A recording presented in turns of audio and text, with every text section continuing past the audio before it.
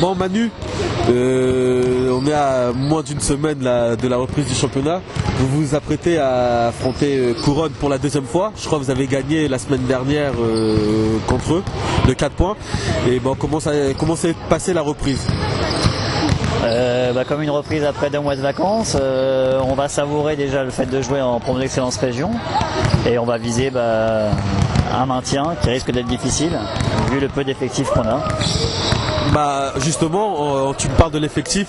Qu'est-ce qui s'est passé? Tu as perdu des joueurs, tu en as accueilli d'autres ou... J'ai aucun départ, aucune arrivée, donc on garde la même ossature que l'année dernière. Une ossature un peu vieillissante, donc il va falloir qu'on arrive à renouveler avec nos générations de cadets. Mais c'est toujours un peu difficile de passer de cadet à promo d'excellence région maintenant. Qu'est-ce qu'on va attendre de vous? Quel va être l'objectif cette saison? Alors, encore une fois, on va jouer uniquement le maintien et ce sera déjà bien si en fin de saison on arrive à laisser 3 équipes derrière nous. Je crois qu'il faut aussi être... on est monté avec beaucoup de chance puisqu'on a fini 3e avec je sais plus 7 ou 8 défaites, donc c'était déjà un miracle de pouvoir accéder à cette poule. Donc là on va savourer et on va essayer de se maintenir tant bien que mal. Alors bonjour Arnaud. Bonjour Thierry.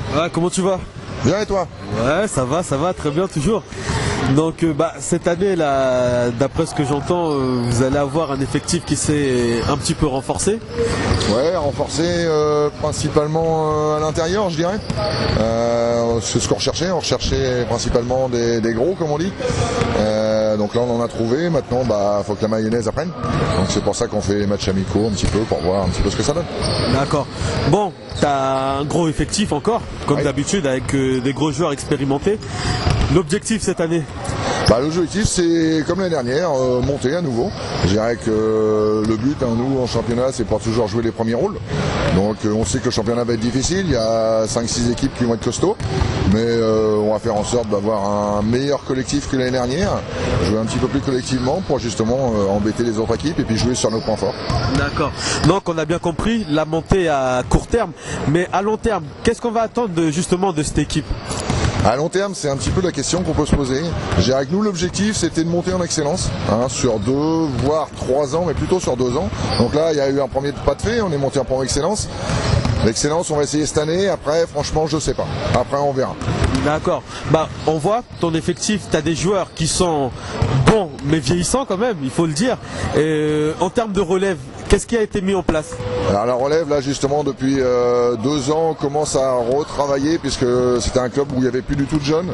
Donc on l'a retravaillé pour avoir à nouveau des jeunes, avoir une formation jeune pour que justement on puisse repartir, même si on n'arrivera pas forcément à garder le niveau d'excellence. Je dirais que le niveau d'excellence n'a jamais été atteint dans le club, donc c'est la première étape et à côté de ça, on travaille avec les jeunes, avec l'équipe 2.